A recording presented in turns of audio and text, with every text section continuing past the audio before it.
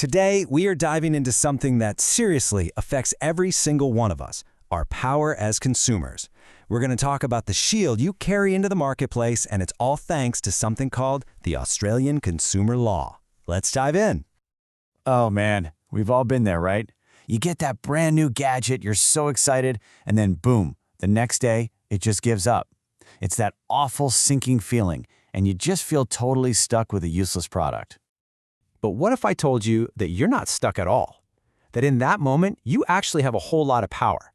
The law literally hands you a shield. And that shield, it's the Australian Consumer Law, or the ACL for short. Think of it as one single set of rules for the entire country that's designed to make sure you get a fair go every time you buy something. It's your personal rulebook for how businesses have to treat you. Now, the ACL is a big deal, but it really boils down to three main ideas, three pillars of protection. So let's walk through each one so you can see exactly how they've got your back. Okay, pillar number one, and this one is fundamental. You have a right to the truth.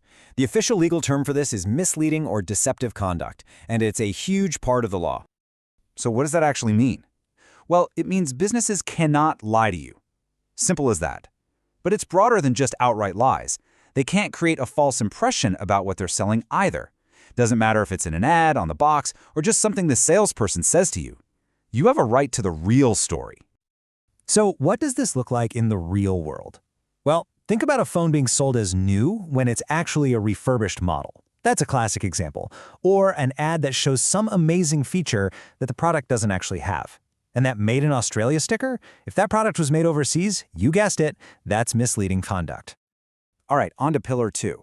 This is all about protecting you from unfairness, from really predatory tactics.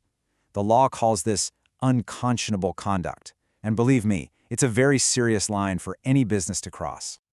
Now, we're not talking about just driving a hard bargain or some clever sales tactics. Unconscionable conduct is stuff that is so harsh, so oppressive, that it's just considered plain wrong. It's not salesmanship, it's exploitation. It's preying on someone who's in a weaker position. For example, a salesperson knowingly taking advantage of someone who doesn't speak English well, or using really high-pressure tactics on someone who might be vulnerable, like an elderly person. It even covers things like hiding the important details of a contract in a bunch of confusing legal jargon. It's all about protecting people from being exploited.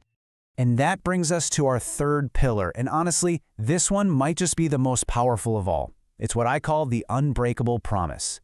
These are your consumer guarantees, and they are your safety net for pretty much everything you buy. The most important thing to get here is that these guarantees are automatic. They're not like a warranty you have to ask for or pay extra for. They are built right into the price of the product by law. They're a promise that what you buy will be of acceptable quality and will actually do the job it's supposed to do. Okay, let's bust some major myths right here, because this is where so many people get confused. You see that sign? No refunds on sale items? Yeah, no, your rights absolutely still apply. What about when you're told, sorry, the 1-year warranty just expired? Well, your consumer guarantees can last much longer than that. They last for a reasonable time. And that classic line, you'll have to contact the manufacturer? Nope, not your problem. The retailer who took your money is the one responsible for fixing the issue. And let's be absolutely crystal clear on this. A business cannot take these rights away from you. They can't put up a sign or bury a clause in a contract to get out of them. In fact, just trying to do that is illegal. Your rights are your rights, period. So, when you boil it all down, it comes back to those three big ideas. You have a right to the truth, you have a right to fairness, and you have a right to quality. That's not just a nice idea, that's the law.